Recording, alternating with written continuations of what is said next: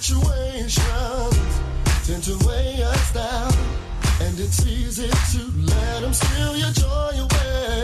It's always when you are the closest to almost getting through. Change seems far away. Every day we live there, problems all around, things you can't brace yourself for. And tomorrow's another day. I know that it ain't easy. No way to smile and hide the pain. Oh, I've been there before, so I'm telling you. When you've had enough, you wanna give up. You gotta believe that there will be a brighter day. Since you can't go on, just stay strong. You gotta just believe that there will be a brighter day. Good morning, WVON listeners. Good morning. This is the Partnership Show.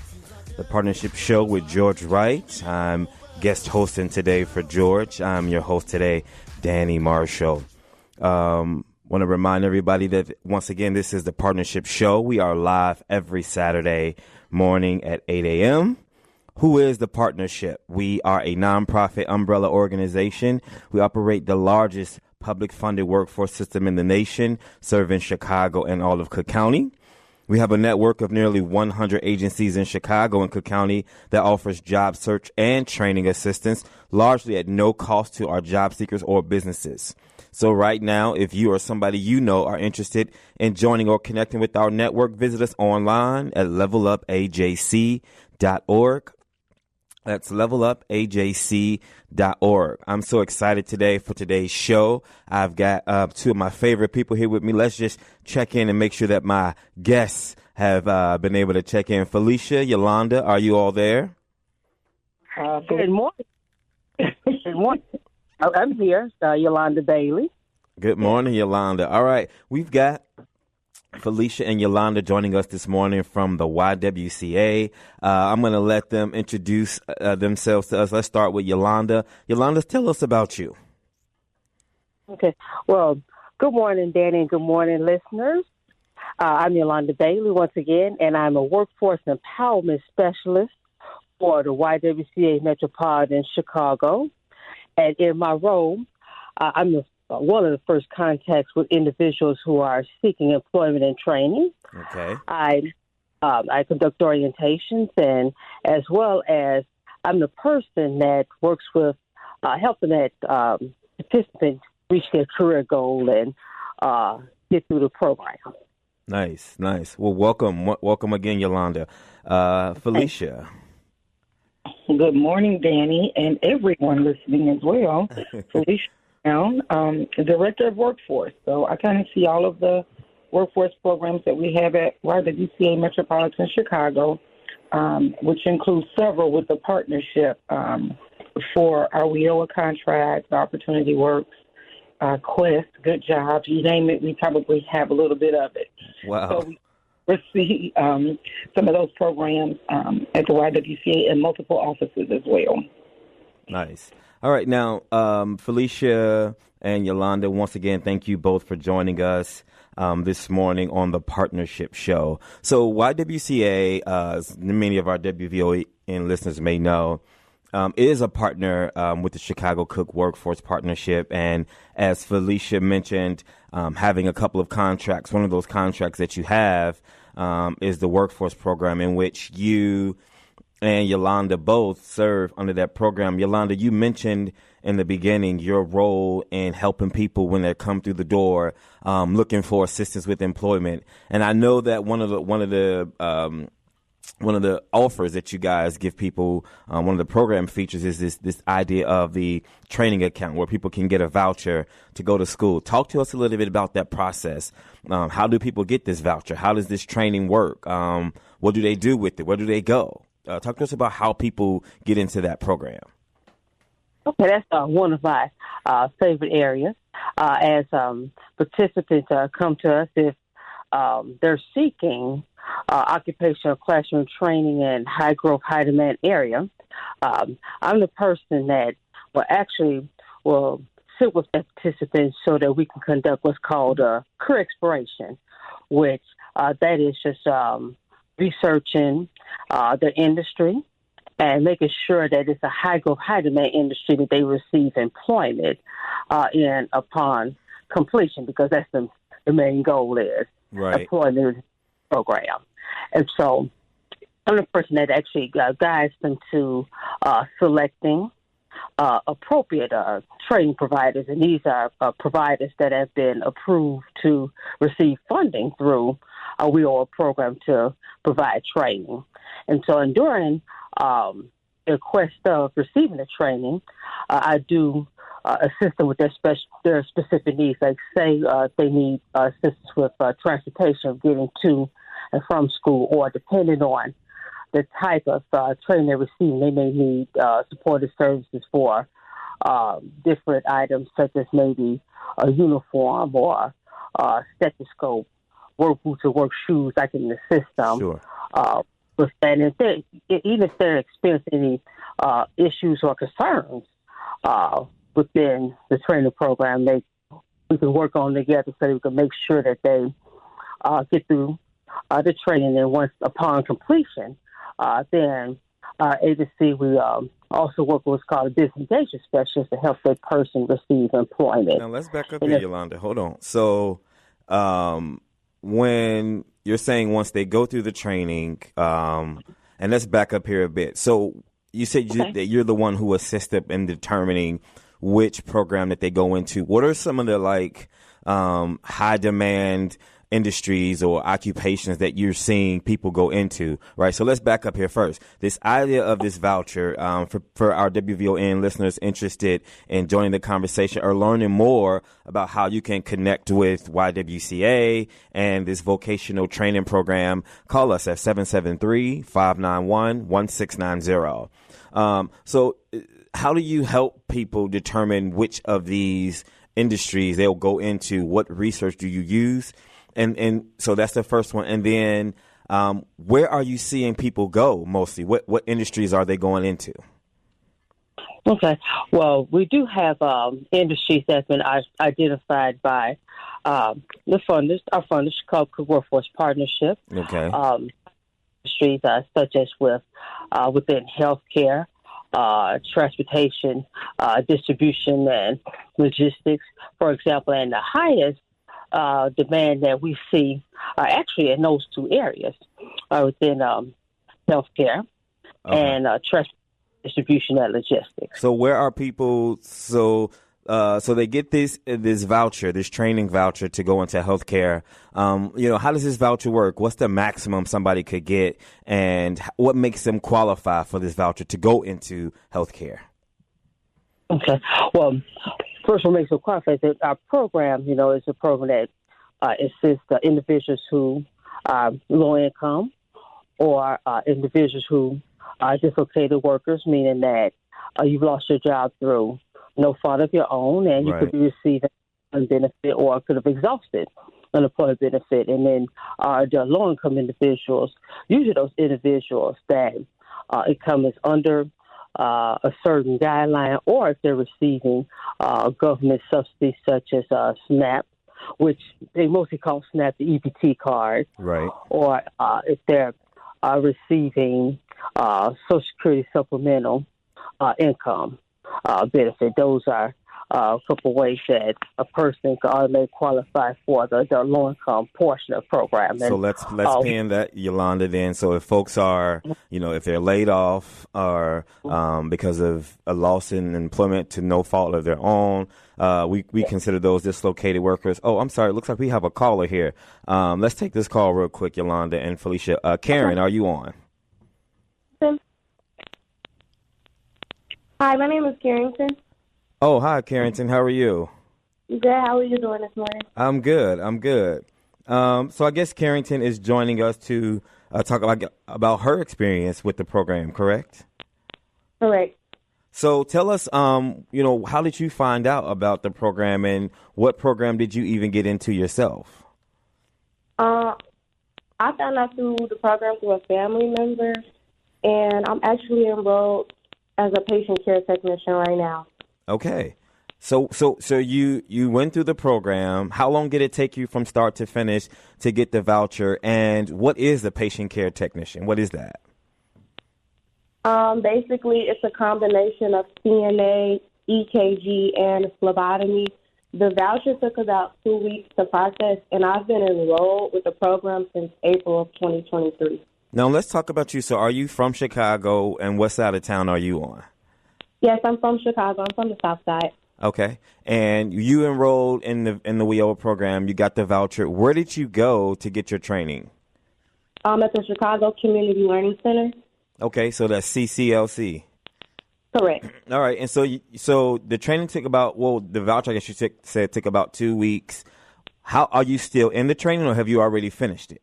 Yes, I'm still in training. I'm within my last 2 months. Okay, so which module are you in on the training? I know you said it was 3 different certificates. Which one are you in now? The phlebotomy portion. And how's that going? Are you finding that you're learning a lot? You're excited about what you're learning, excited to finally get into the workforce and actually do what you're learning? Yes, I'm very excited, and I have a great teacher as well. So where are you hoping that you will work when this training is over with? More than likely at a children's hospital or Chicago Medicine or Ingles Memorial, hopefully. So when you're out applying, and Yolanda and Felicia, you can talk to this as well. When you're out applying for positions, where do you how do you determine which jobs you're going to look for? Because now you're going to have 3 different certifications. Do you get to apply for all 3 jobs now, or will you just choose to apply for maybe the phlebotomy or the CNA? How do you determine which one you'll do? I decided to either just do as a PCT or go in as a phlebotomy. Okay, you prefer obviously that's the part of the training she enjoyed the most, the phlebotomy. Yes. All right, so Yolanda, Felicia, and thinking and working with Karen and determining how or where people will go in their training programs. And again, WVON listeners, we've got Karen on the call joining us this morning to talk about her experience after going through the WIOA program. If somebody you know is interested in increasing their potential earnings or connecting with our workforce programs, that's 773-591-1690. Now, Felicia and Yolanda, Karen is the example of a success story for one of your program participants coming into the program and then going through the getting a voucher and now almost completing it successfully. Where do you see Karen after this training? Do you see participants like her just finish this and be done, or are there ways for you all to help them go even further in their career? Actually, there are ways for help them because the participant interest, as a patient care technician, if that participant would like to eventually return back to school for a registered nurse, our program can assist them. Okay. Now, Felicia, you work across all of the programs and across different sites. Out of all of the programs, Felicia, like which one do you say a lot of people kind of tend to come and get this voucher out of all the sites that you work with, and across the different sites? Where else are people going outside of the healthcare industry? Yeah, I would say that our WIOA delegate, we call it the delegate agency, which is house our office on 115th and Halsted. I would say we get the most people coming to that program of all ages, 18 and over, that are interested in going back to school for a training. Yes, we can work with people that go straight to employment, but typically they've learned about the program. They learned that they can be upskilled and obtain a voucher to go back to school. So that's usually where they come to get it. As long as they're in Cook County, they can go to any approved school by the partnership. Right. So that's where we get the most people across the board, whether they're living south, north, west, or on the east side of Chicago. If you can get to 115th, we can assist you in that process.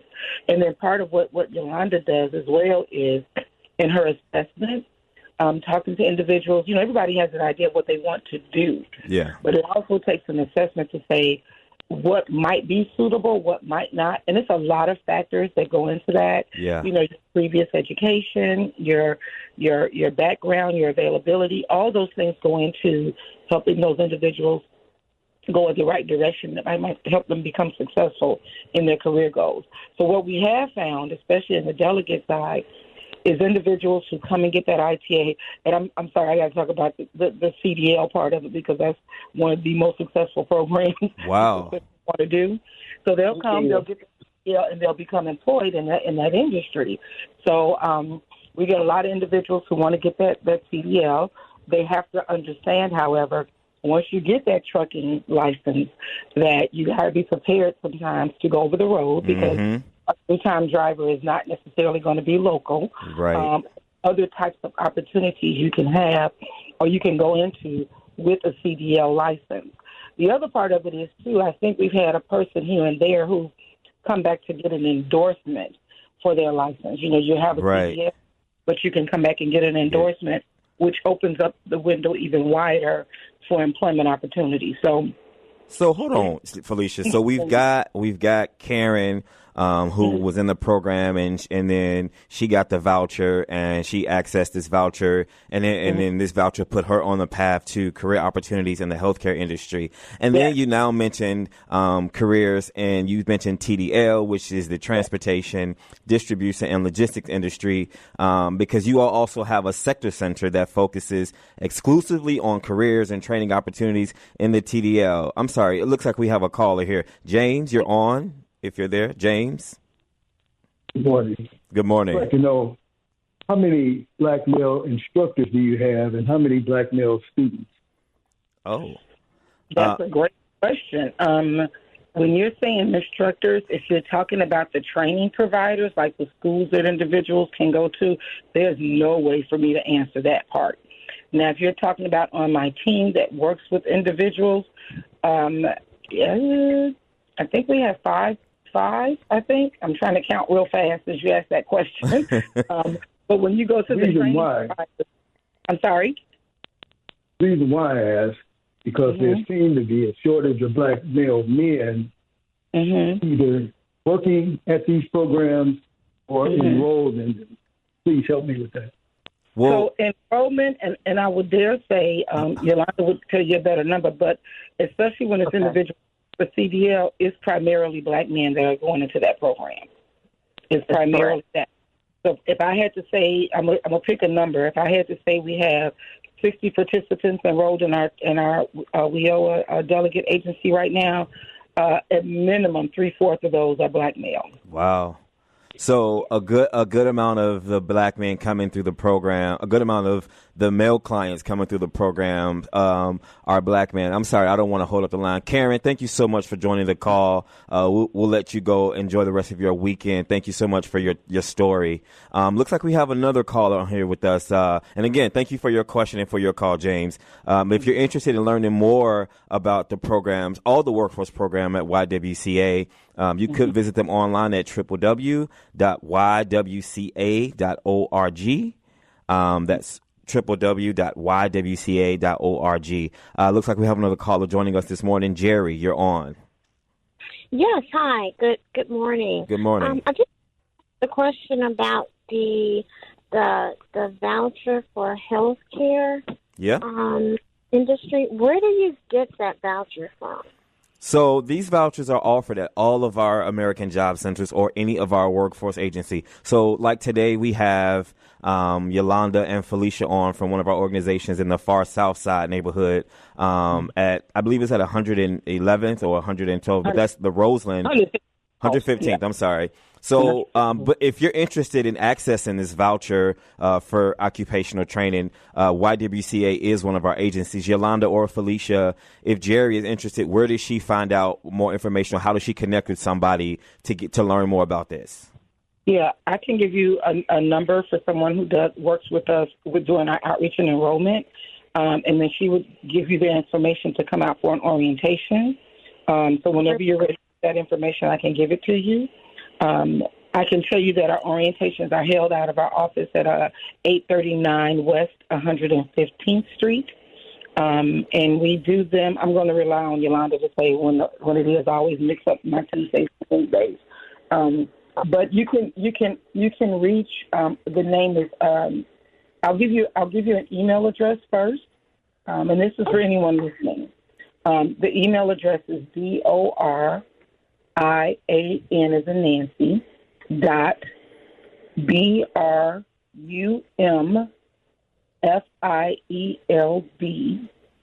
I know it's kind of long. At YWCAChicago.org.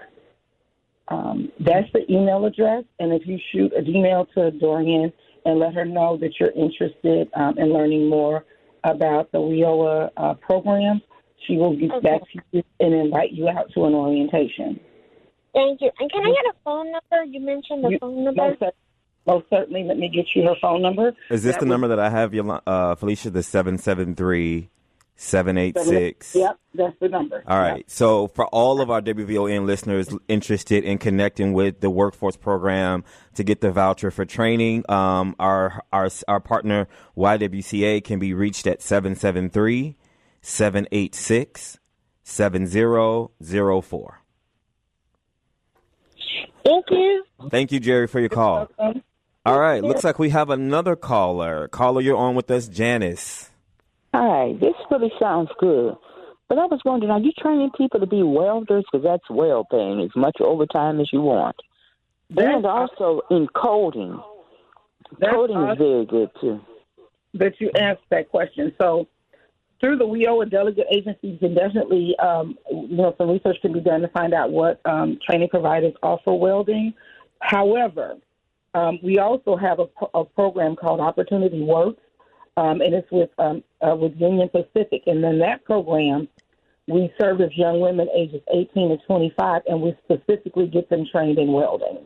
That was awesome. Oh, I'm past that stage, but it's still very good money. It's okay. I'm a senior citizen getting ready to retire, but I'm saying we need to go about the careers that really make money, and that's good money. Yeah, so we're doing that. But if it's something that you're interested in and you don't fall within that category, that same email address and phone number we just provided, you would use that number to come out to an orientation. Yolanda would be able to work with you to find those areas or those training providers that have welding as a training. Yeah. Okay, and you know what I would like to see? I see this minister there, the Reverend, I can't think of his name now. He's got a little bitty program going over here to train to construction, get them ready. We need to have something centralized, not something here, something there, something there. I'm not saying your program isn't good. But I'm not talking about you, but Elder Ford is his name. I'd rather have them under a central golf like the YMCA or something, not where you're doing something here with your church members and they're doing something there. We've got to have it central where we know it's working. You've got to give an accountability of how many people have got jobs, what are their salaries, and what is your failure rate versus your success rate. Or otherwise, we're wasting taxpayers' money. Absolutely. That's how I feel about it. We have to do all those things with our funders. We have to provide all that information. And like I said, we actually run the WIOA programs out of 3 different offices. So one is on 66th and Cottage, the one that's off of 115th and Halsted, and as well in Chicago. So we kind of cover the south side of Chicago. But we actually work with churches and a myriad of other community-based organizations to get the word out and work with their constituents as well. Yeah, but I'm saying something different. I'm saying everyone who gets a dime from the taxpayers should be accountable to the taxpayers. Because I know all this weekend with all this shooting going on, we've got all this money in the community, but it's nothing getting better. It's like everything's getting worse. From the schools, the students coming out, they can't read. You know, we've got to have accountability. With no accountability, and then when people ask for, like, vouchers or where's your training coming from, then everyone gets mad. Yeah. But it's got to be accountability. And we do believe that. Thank you for the call, Janice. Okay, bye-bye. And so for anybody interested in connecting with, once again, with why WCA, to learn more about how to access a voucher for occupational training, again, that number is 773-786-7004. Thank you to our callers who joined the conversation. Let's finish where we left at, Yolanda and Felicia. So you talked about careers in the healthcare industry, and thank you to Karen for joining the call to talk to us about her experience and going through the program. Yolanda, you mentioned earlier that once career seekers go through the process for getting the training, and I know that the gentleman called asking earlier about, what's the number of black men who go through the program and what's the number of black men who are teaching these training programs. Well, again, the partnership is an umbrella organization, which means that we work with a host of community-based organizations, academic organizations, as well as government entities. And so we partner with training providers who deliver these services in connection with our community-based organizations like YWCA to connect job seekers with career opportunities. So we're not always aware of the statistics of number of teachers at our training providers, but we do a very good job of making sure that our training providers are able to deliver quality service. So Yolanda, Felicia, you talked earlier about careers in the transportation, the TDL, the transportation, distribution, and logistics industry. What would you say, having had that sector for a while, what are some other positions that people are going into through that sector? That's a good question, because I think when people hear TDL, you automatically think trucking. Exactly. But because it's transportation, distribution, and logistics. So the logistics goes from anywhere from just scheduling, depending on what kind of work it is, what kind of company it is, to even working in warehouses, because all that is a part of the logistics piece of everything. Right. And if you think about it, everything that happens everywhere includes some form of TDL. It doesn't matter if you're manufacturing, I don't know, books, whatever that is. How do you get it from one place to another? Exactly. And just for the record, transportation does not just include trucking. It's busing, it's trains, it's maritime, meaning the ships that have to carry things from overseas to the United States. And even once it gets here, getting it to different places along the coastline, it includes all that, and including airlines.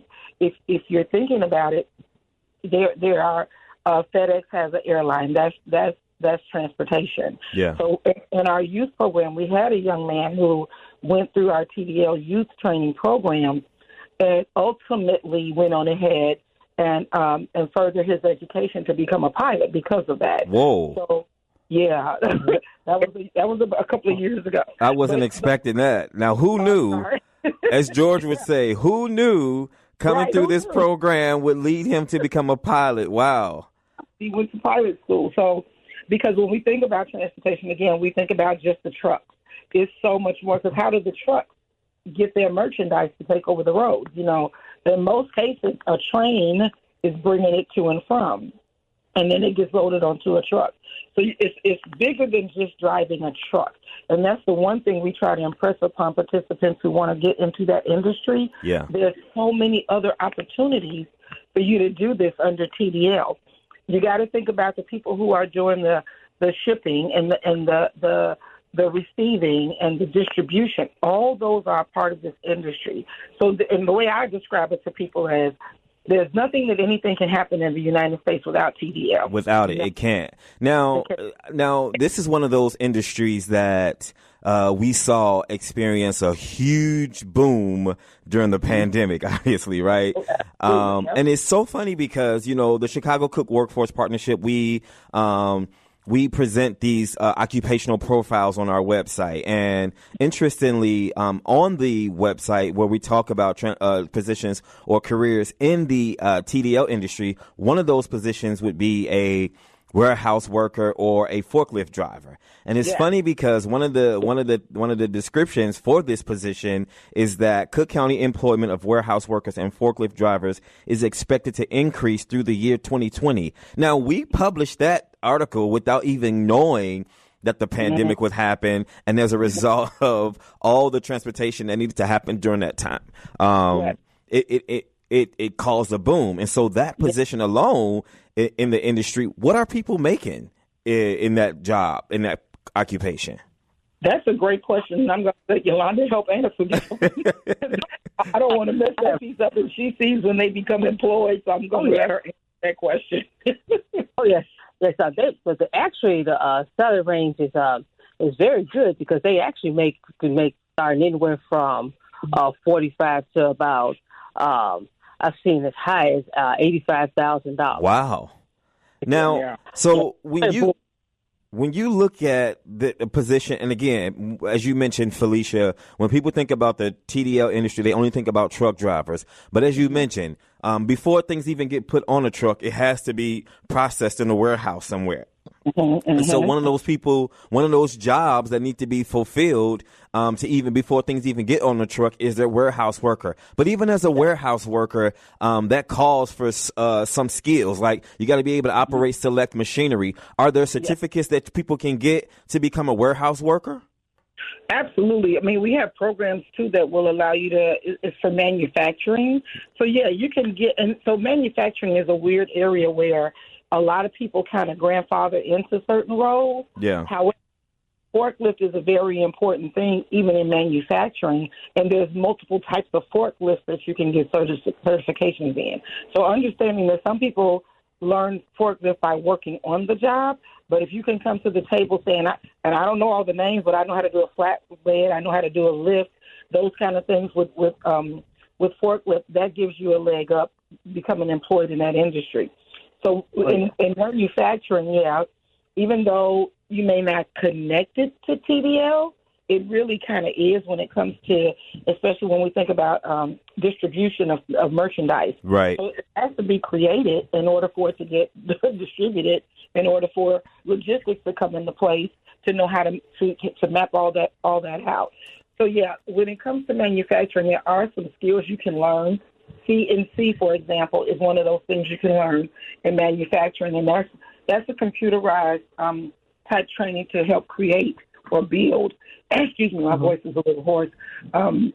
Merchandise that needs to go across, or nowadays even with what is that new machine called, the 3D printers. Yeah, you have to have training to do some of that in manufacturing. So it may not be a degree specifically in manufacturing. Yeah. But it may be a component of what happens in manufacturing. Now, in this particular publication, again, this is online at shycookworks.org, where we present the findings on occupations and growing employment opportunities that are growing in Chicago and Cook County. Some of the employers that they indicated that hire people for positions such as a forklift in the TDL industry, automobile dealerships. We're talking about food and beverage wholesalers, freight carrier companies, manufacturing companies, which is what you just mentioned, Felicia, retail sales and home delivery services, shipping companies, trucking companies, warehouses. So all these employers and all the roles that they have that are exclusively in the TDL industries, these companies are not just transportation companies, but they cover a wide spectrum of organizations and industries. And all of this can all one needs is the warehouse or the forklift driver certificate to access opportunities like this. Now, who knew that such a small certificate would allow somebody to be qualified for positions across so many different companies? Absolutely. So many different companies. Yes. Absolutely. With our youth program, one of the additional certificates that they could get going through our TDL youth is forklift. See? And what's interesting is forklift is OSHA 10. There's food service and customer service. Now, you might think, what the heck does that have to do with TDL? Well, how do you get your food on a daily basis? It's got to be involved with TDL. It does. Distributing things. And in a lot of places now, having a safe certificate matters in the food industry, whether you're working on the manufacturing side, the selling side, you still need to have that. Forklift will take them anywhere. You get that one basic forklift certificate, that opens the door that wasn't previously open to you. Yeah. So OSHA 10 is just a basic on occupational safety. It goes up from there. Like with our Opportunity Works program, we do OSHA 30 because of safety, because it's a higher risk industry going into welding and going into the travel industry when it comes to the trains and things like that. So we do OSHA 30 for that one. But OSHA 10 is a starting point. So you can learn about workplace safety, whether you're working in a warehouse, whether you're working in a grocery store. That's the basics for workplace safety. So we offer both of those things through that particular program. Yolanda, you guys do it all. I just want to throw out a shameless plug here once again. If you or somebody you know are interested in connecting with YWCA, there's a cousin, there's a friend, there's a brother, there's a young man in the neighborhood that if he had the access to get into this program to help him in this industry, become either a bus driver, a diesel mechanic, a warehouse worker that needs the forklift training, like Yolanda and Felicia are your go-to.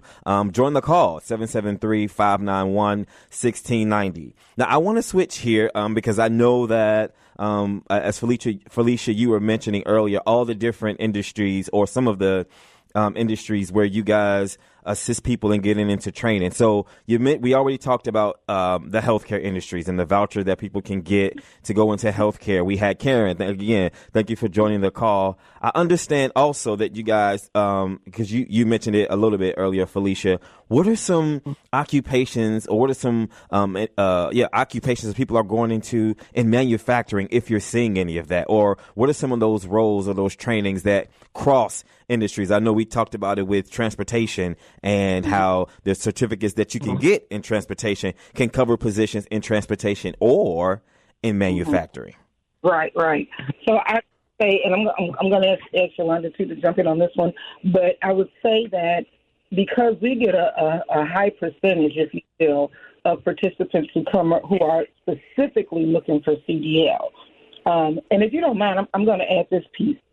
Yeah, we're talking about CDL and we're talking about, TDL, and we're talking about healthcare. The vouchers you get going through this program are across the board. Okay. That have been going and getting vouchers and become self-employed because of their training. Wow. And they can take that and do their own thing with it as opposed to working for other people. So it's a myriad of things. It's not just healthcare. It's not just TDL. But when you think about going into manufacturing, we do get quite a few young men who, for whatever the reason, they may think that this is the best area that they can become employed in. Maybe they have some challenges in their background and things like that. But getting into manufacturing, and again, you're getting in there on the ground level. So what does that lead to? That leads to being a foreman. That leads to being in some type of leadership role. Exactly. You're getting cross-trained on different machinery or different departments. Manufacturing is not like the old Lucille Ball show where you just started putting chocolate in the box. It's not that simple. So where did the come from? Somebody had to do that. So it's many pieces involved in manufacturing that we don't necessarily think about on the surface level, or a layman may not think about. And that's part of Yolanda's role to help you understand. Okay, I understand you're saying manufacturing, but what part of manufacturing interests you? So, or what parts of manufacturing do you think they were, letting them know that there's other pieces to it than just standing up in a line and passing things down the line? Yeah. There's so much more to manufacturing than that. You actually get to create merchandise. So you get to be, if you're using a CNC or other types of machinery, you get to actually create those things that are going to market to be sold. So I'm going to ask Yolanda to jump in, too, on some of the individuals she's seen, the types of jobs they might have gone into. So before you answer that, Yolanda, okay, Felicia, I want to back up here really quickly because that's something that we do need to address. You mentioned earlier the barriers that people may have to employment, right? That includes anything from, maybe a background, maybe an experience with the law, or maybe anything could have happened. Like, what do you all do to help people with those barriers address? What do you do to address those barriers so that they can get successfully into the program and achieve it and get these vouchers, right? How do you determine, with somebody's background, whether they're a great candidate? And if they're not a great candidate, what do you do with them? So we've encountered from every angle of having a background situation. However, if based on the training that they want to go into, and then not just the training, guys, because we have to also consider, can they be employed? Exactly. Say that again for the people in the back, Felicia. They all the way in the back. Yeah, because it's an injustice if we say, okay, sure, we'll put you in a nursing program, knowing that you'll never work in the healthcare industry, maybe because you have a drug charge or something like that. So wait, because let's bust this myth that it doesn't. If I can successfully go through the training, then that means that I should be able to successfully get employment. No, that's not true. Right? No. Because there are, just because the training provider is willing to train you on the skills or give you the necessary skills for you to work in healthcare, the employer there may be barriers for you working in the employment industry because, I don't know, what are some reasons that you guys are seeing people can't get careers in the healthcare industry? Yeah, go ahead, Yolanda. Go ahead. I was just going to say, I wanted to give like one example.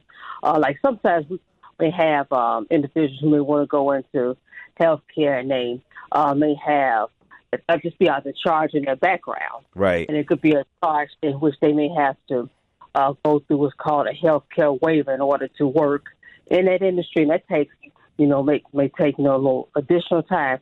Or it could be a charge that may prevent them from actually working in. And that's where comes in place in which we actually sit down and we conduct career exploration and conduct assessment to say, okay, well, let's look at the skills that you have. Let's look at your interests. Now, let's pause there, Yolanda, because that's critical. That's a critical component of the workforce program, is that we're not going to just, tell you, okay, yeah, you can get a career in the healthcare industry. We're going to send you through the training. And once you get through the training, the rest of it is left up to you. It sounds like you're saying that during this career exploration process, you are having this conversation with the program participants to say, okay, let's consider your background now. All right. You want to work in healthcare as a CNA, but if you have any kind of offenses, maybe in another industry that, could interfere with your ability to work in this industry, then we're going to have that hard conversation and say, hey, listen, you know what? Because of your background, there are some things, as you mentioned, Yolanda, that you can get a waiver for. But if they can't get a waiver for it, how do you guide them further in their career journey? Mm-hmm. So the way that we actually guide them further, because we have what's called a career interest inventory that actually has. I love that. Complete. I mean, we're not telling you what to do, but we want you to look at, okay, that you have some other interests and some other interests that could be best fed in different areas. And these also could be that a high growth or high demand that you can receive training and receive gainful employment.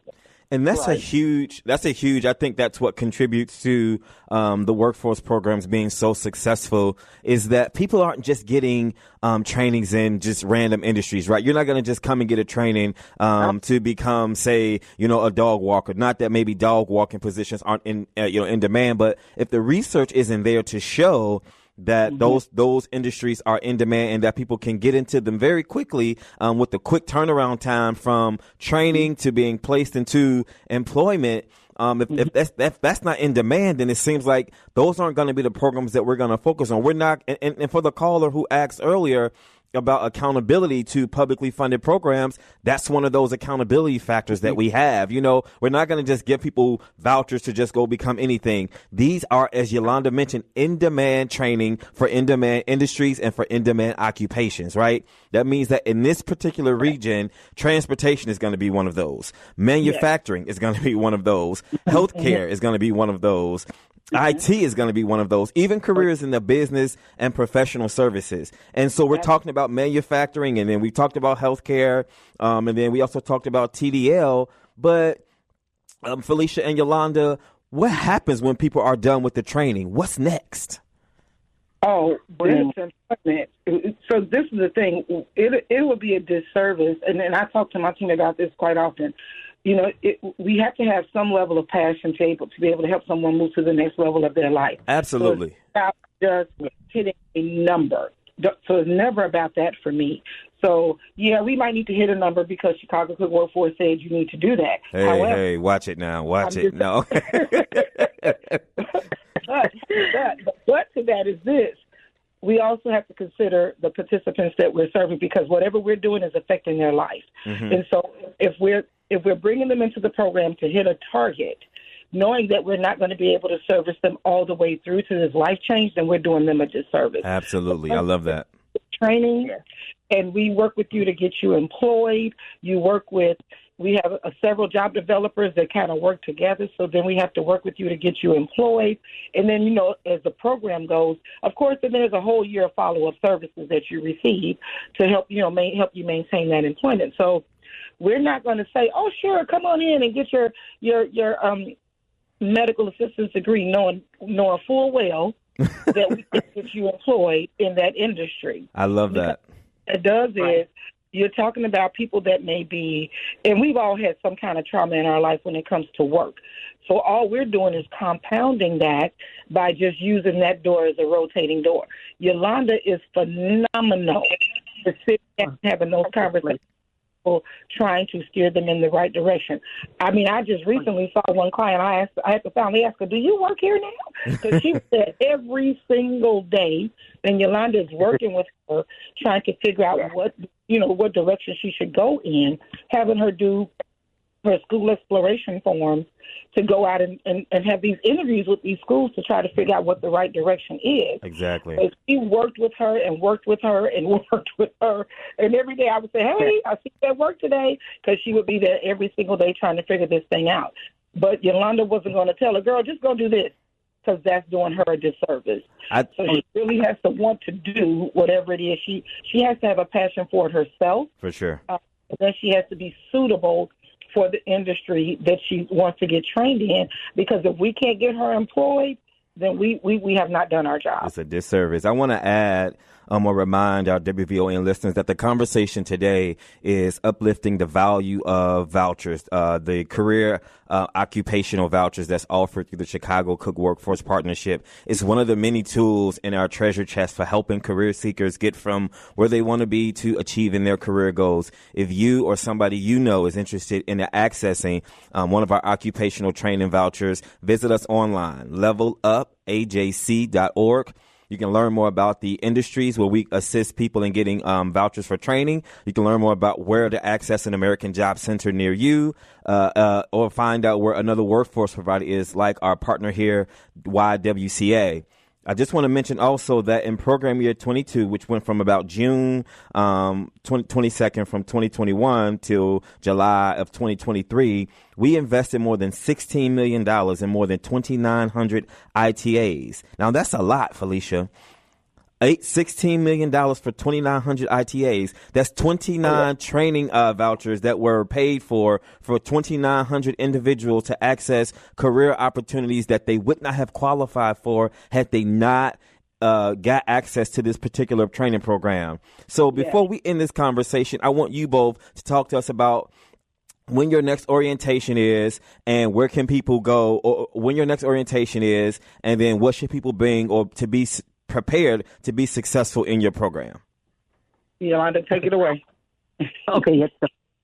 Well, our next orientation, actually, because we hold orientations the second Tuesday of each month, and our next orientation will be Tuesday, July 9th. Okay. At 10 o'clock a.m. Our location, again, is 839 West 115th Street. We're located on 115th at Halsted. We're inside of what I call a shopping mall next to a DTLR store. Mm-hmm. And when participants come, we just ask that they bring, actually, number one, bring a pen, because you always want to bring a pen with you when you going for job search. Okay. And job search. But no, we do ask that you have your certain eligibility documents, like if you have your picture ID, it could be your driver's license or state ID, Social Security card,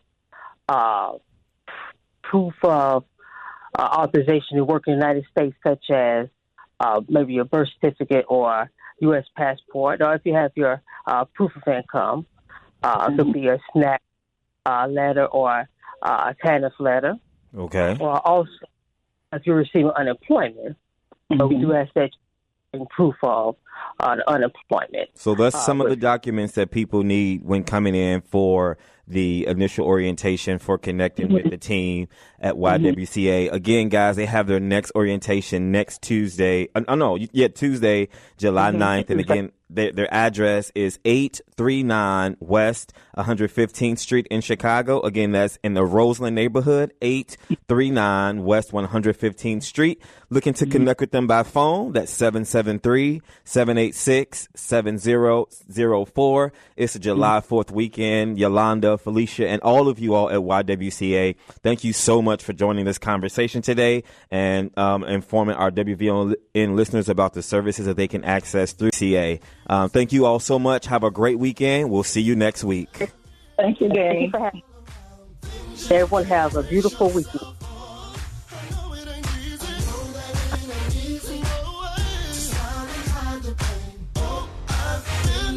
Before